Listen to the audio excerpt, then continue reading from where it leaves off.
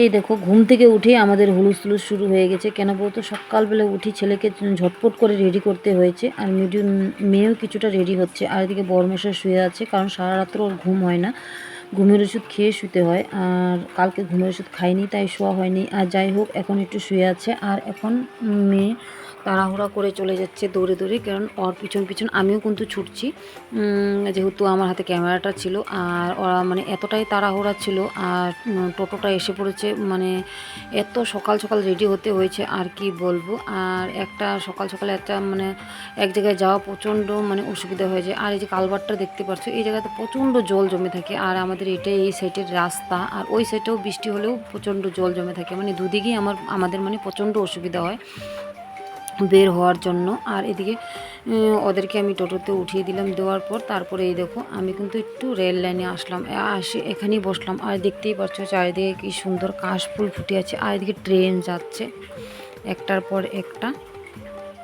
Good morning বন্ধুরা, আশা করি তোমরা সবাই ভালোই আছো। আর আজকে উঠেছি অনেক সকালে, প্রায় 6টার সময়। কেন বলতো, আজকে ছেলের বৃত্তি পরীক্ষা, আর পরীক্ষাটা এমন টাইমে মানে ফেলেছে, মানে সকাল ওই 7টা 15-তে। আর স্কুলটা যেহেতু অনেক দূর হাই স্কুলে, তাই আমি তাড়াতাড়ি করে সারতে পারলাম না মেয়েকে দিয়ে। আর পাশের বাড়ির এক দিদি ছিল, ওনার নাতিকে নিয়ে যাবে, তাই ওদেরকে দিয়ে পাঠিয়ে দিলাম।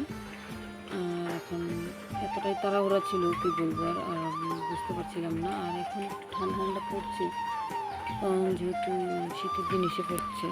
আর এখন আমি যে রেল লাইনের পাশ দিয়ে গেল, এখানে বসে আছি। আর এই যে দেখতে পাচ্ছ, এই দেখো কত কাশফুল ফুটেছে, মুখ দেখে বুঝতেই পারছো। বাচ্চাদের পাঠিয়ে দিয়েছি, কিছু করার ছিল না, অনেকটাই অসুবিধা ছিল আমার, তাই আমি যেতে পারিনি। পরীক্ষাটা 5 দিন হওয়ার কথা, দেখি পরদিন হয়তো চেষ্টা করবো যাওয়ার জন্য। আমি এত তাড়াহুড়া ছিল, আমি মানে রেডি হতে পারিনি, তাই আমি মেয়েকে দিয়ে পাঠিয়ে দিলাম। আর পরীক্ষাটা এমন টাইমে তাপমাত্রা ফেলেছে, মানে বলার মতো না, এত সকালে। এখন একটু কুয়াশা কুয়াশা পড়ছে,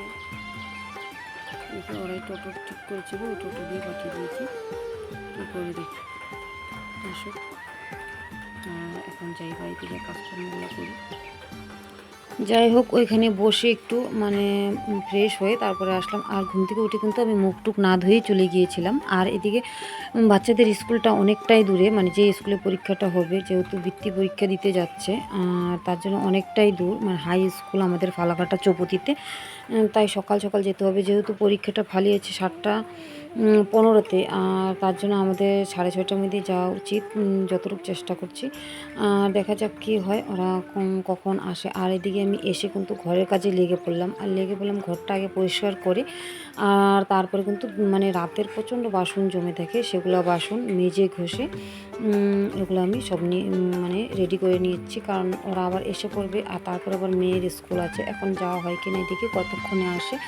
আর এদিকে দেখতেই পাচ্ছ, আর শরীরটা আর মনটা কোনোটাই ভালো না, তো চলতে হবে, কিচ্ছু করার নেই। আর মেয়েদের তো জানোই, যত কিছুই হোক মেয়েদের চলেই যেতে হয়। আর এটা হলো মানে পরিস্থিতি, যেভাবে চলাই সেভাবেই আমাদের চলতে হবে। আর এদিকে কিন্তু আমি সমস্ত কাজকর্মগুলো করে নিচ্ছি।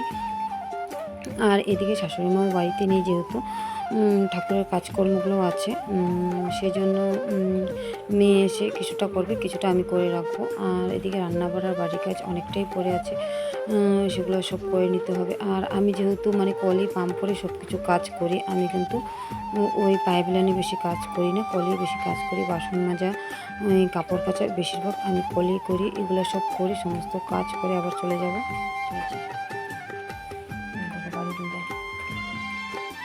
আকাশে একটু কুয়াশা কুয়াশা ভাব। আর আমি সমস্ত কাজকর্ম করে আসলাম, চান করে আসলাম। আর এখন ঘরে কাজ শুরু করি, রান্না করে এই চাটা বানাই। বাচ্চাদের পরীক্ষাটা আজকে হলো না, তাই ওরা আবার রিটার্ন এসে পড়বো। আর ওই পরীক্ষাটা কয়েকদিন পরে আবার দিয়েছে, কারণ সামনে আবার মানে বন্যা হয়েছিল, বন্যার জন্য অনেক জায়গায় ছাত্ররা আসতে পারেনি, তার জন্য পরীক্ষাটা মানে লেটে ফেলেছে। আবার পূজার পরে পরীক্ষাটা হবে, দেখি এখন কবে হয়। আর কাজকর্মগুলো করি, এখন সারাদিন সমস্ত কাজ করে অসুস্থ মেয়েদের খানা টান ভাবতে আসলাম। এখন শাশুড়িমার ঘরটা একটু ঝাপটা দেবো, কেন বলতো শাশুড়িমা বাইরে নেই, এখনও আসেনি। বাচ্চারা এসে পড়ছিল, উনি আসেনি, উনি আজকাল আমাদের এসে পড়বে না, আমার শরীরটা বেশি ভালো নেই। এদিকে আমি কাজকর্ম করছি, নোংরা কাজকর্ম করছি, চান করতে বসেছি, আবার পরে করবো বিকালে, এখন কাজকর্মগুলো করি, ঠিক আছে। আর এদিকে তোমাদেরকে দেখাচ্ছে একটা পাখি এসেছে, মানে ওই পাখিটারে আমি কোনোদিন দেখিনি, যে ওই যে দেখতেই পাচ্ছ মাথামুতে মুটুক, আমি ওইটা মানে ইসে করে ক্যামেরাটা ইসে করে তোমাদেরকে দেখাচ্ছি। আর ওখানে যেতে যেতেই পাখিটা লুকিয়ে পড়লো আমাকে দেখে, তাই তোমাদেরকে ভালো করে আমি দেখাতে পারলাম না। এই পাখিটা আমি দেখিনি, এই প্রথমেই দেখলাম, তাই তোমাদেরকে দেখালাম। যাই হোক, ওগুলো করে তারপরে চাটা বানাই, সবাইকে চাটা দিই। আর এই দেখো এখন কিন্তু চাও বানানো হয়ে গেছে, আর এদিকে ভাতও বসিয়ে দিয়েছি, দেখতেই পাচ্ছ। আর এদিকে কিন্তু আমি চিরা মুড়ি মেখে নিচ্ছি, কেন বলো তো, এটা না ছোটোবেলা খুব খেতাম আমি, কারণ আমাদের মানে আমার বাপের বাড়িতে যেহেতু অনেক লোক ছিল, সকালবেলা ঘুম থেকে উঠে মা এক গামলা করে চিরা মুড়ি মেখে দিত, সবাইকে চা দিত, আর আমরাও খেতাম। মানে আর এখন তো মানুষের চিরা মুড়ি এগুলো কিছু খাইই না। দেখতেই পাচ্ছ, এগুলো করে চাটা খেয়ে আবার চলে যাবো রান্না করে। দেখো বাচ্চাদের রুমটা কি করেছে ওরা, বই খাতা সব যেখানে ফেলে মানে করেছে সেখানে ফেলে রেখেছে। আর এই অবস্থা, এটা পোছাতে পোছাতে কতটা সময় লাগবে। যাই হোক, আমি রান্নাটা কিছু গুছিয়ে নিয়ে আবার এসে পড়লাম আবার ঘরটাকে গোছাতে, কেন বলতো কিছুটা হালকা সকালে রান্নাটা করেছি, আবার পরে আবার রান্না বসিয়ে দেবো। কারণ ঘরটা দেখতেই পারছো বাচ্চারা কী করেছে, প্রত্যেক দিন একই অবস্থা করে রাখে, যে যেমন আসে মানে ছড়াছড়ি করে। আর যেহেতু আমার ঘরটা ছোট, দুটাই রুম, তার জন্য আমার অনেকটাই অসুবিধা হয়ে যায়, মানে গুছিয়ে রাখতে, যেহেতু জায়গা কম, তার জন্যই। কিন্তু বাচ্চারা এইভাবে ছেঁড়াবেড়া করে রেখে তারপরে আস্তে আস্তে করে আমার এগুলো আবার গুছাতে হয়, কিন্তু গুছিয়ে রাখতে রাখতে আবার 10 মিনিট পরে এসে দেখবে আবার সেই একই অবস্থা করে ফেলে। আর কি করব, আর এটা গুছিয়ে নিলাম এখন, দেখতেই পারলো ঘরটা। তারপরে আবার কিছু তোমাদের সাথে কথাবার্তা বলি। আর এখন মোটামুটি কাজ টাজ করে এসেছি, আর কিছু কথা বলি তোমাদেরকে আজকে। কেন বলতো, অনেক লড়াই করেছি, অনেক যুদ্ধ করেছি, অনেক কষ্ট করছি, এখন পর্যন্ত করছি, আরও হয়তো করতে হবে, কিন্তু জীবনটা একটু সোজা না, তোমরা যতটাই ভাবো। আর এত এত বড় বড় ইউটিউবার দেখো, হয়তো আমাদের মতো ছোটোখাটো ইউটিউবার কিংবা ছোটোখাটো যারা ব্লগ করে ভিডিও করে তাদেরকে তোমরা দেখো না, কিন্তু একটা সময় না মনটা খুব খারাপ লাগে, এত পরিশ্রম, এত কষ্ট, এত কিছু করে কিছু করতে পারি না, জীবনে একটা কিছু করতে পারার ইচ্ছা প্রত্যেকটা মানুষেরই হয়, কিন্তু কিছু কিছু মানুষ শখের চ্যানেল করে, কিছু কিছু মানুষ কষ্টের চ্যানেল করে, কিছু কিছু মানুষ মানে ভিতরে অনেক কিছু থাকে, সবাই ফেস টু ফেস বলতে পারে না সব রকম কথা আর কি। যেরকম আমাদের মতন অনেক মানুষই আছে ফেস টু ফেস সব কিছু বলতে পারে না, তাদের জীবনে এত ঝড়, এত তুফান, এত কিছু হয়ে যায়, কিন্তু তারা কিচ্ছু করতে পারে না, তাদের হাত পাও বাঁধা থাকে, তারা এদিকে যেতে পারে না, ওদিকে যেতে পারে, কিন্তু চেষ্টাটা তারা চালিয়ে যায়, মৃত্যু অবধি তারা চেষ্টাটা চালিয়ে যায়, যতক্ষণ পারে তারা চেষ্টাটা চালিয়ে যায়। যেমন আমি ধৈর্য ধরে এখন পর্যন্ত চেষ্টাটা চালিয়ে যাচ্ছি, যদি ভগবান মুখ তুলে তাকায়। আমি অনেক রকম প্রবলেম ফেস করতে হচ্ছে আমার, সাংসারিক সমস্যা, শারীরিক সমস্যা, অনেক রকম সমস্যা, কিন্তু কিছু বলতেও পারছি না, কিছু করতেও পারছি না, কেমন সমস্যা পড়েছি মানে কী বলবো আর।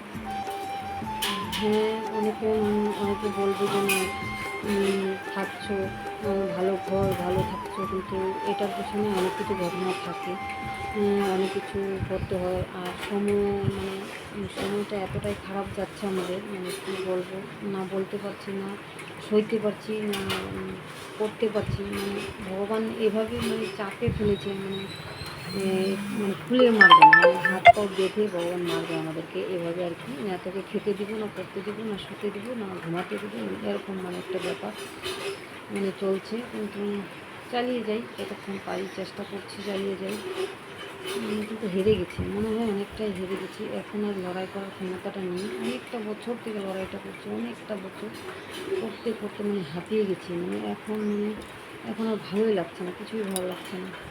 কিন্তু ওই যে সন্তান, স্বামী, ওদেরকে বাঁচানোর জন্য লড়াইটা চালিয়ে যেতে হবে, দেখি কতক্ষণ চালাতে পারি। কিন্তু যতক্ষণ বেঁচে থাকে মানুষ ততক্ষণ কিন্তু কাজকর্ম থেমে থাকে না, ততক্ষণ আমাদের চলেই যেতে হবে, কাজকর্ম করতেই হবে। কিন্তু অনেকটাই সমস্যা আছে, আমি অনেকটাই সমস্যা ভোগ করছি। দেখি এখন কী হয় পরিস্থিতি। সামনে খুবই খারাপ চলছে আমাদের, সামনেটাও হয়তো আরও খারাপ চলবে। কিন্তু একটা সময় না যখন মানুষের কষ্ট হয় না, তখন যখন নিজেদের লোকেরা পাশে না থাকে, সাহস না দেয়, শক্তি না, তখন মানুষ আরও দুর্বল হয়ে যায়। তাদের মানে সব কিছু শেষ হয়ে যায় মনে হয়। আমি চেষ্টাটা করে যাই, দেখি কতক্ষণ টিকতে পারি। ঠিক আছে, পরে আবার তোমাদের সাথে দেখা হবে। যাই হোক, তারপরে আবার মেয়ে মানে কিছুটা জাম্বুরা নিয়ে আসছিলো, ওটা আবার যে ছুলে মানে খাচ্ছে, আবার মাখা করবে, খাবো দুজনেই, কারণ ও ভীষণ টক খেতে পছন্দ করে। আর এদিকে দেখতেই পাচ্ছ আমি কিন্তু আবার রান্না বসিয়ে দিলাম। আবার একটা কথাও বলছি তোমাদের, যে কিছু মানুষের জীবনে কিন্তু কষ্ট সারা জন্মই থাকে, কিছুতেই কিছু যাবে না। ওই কষ্ট কোনো দিনই শেষ হবে না, একটার পর একটা লেগেই থাকে, মানে থাকবেই। আর লড়াইটা, জীবনটা অনেক কঠিন সেটা আমি জানি, কিন্তু লড়াই করতে করতে একটা সময় না আর ভালো লাগে না, একদম হাঁপিয়ে যেতে হয়। আর কি করব, এমন সময় এমন লড়াই। জীবনে কিছু কিছু জিনিস আছে না চাইলেও করতে হয়, না সহ্য হইলেও মানে সইতে হয়। মানে আমার জীবনের ঘটনাগুলো এতটাই জড়িয়ে গেছে, চতুর্দিকে এতগুলা ঘটনা একসাথে জড়িয়ে গেছে, কি বলবো। তারপরে আবার বরের শরীর অসুস্থ হয়ে যায়, মানে আমাদের চলাফেরে প্রচণ্ড কষ্ট হয়ে যায়। যাই হোক, আর এদিকে আমার দুপুরে রান্নাটাও দেখতে পাচ্ছ, এদিকে ডাল করেছি, পাঁপড় ভাজা, আর এদিকে গুঁড়া মাছের চচ্চড়ি। আর এখন বাজে 5:30, বর এসলো, খেতে দিলাম। যাই হোক, আজকের মতন এখানে রাখি। তোমাদের পছন্দ হলে লাইক কমেন্ট শেয়ার করো।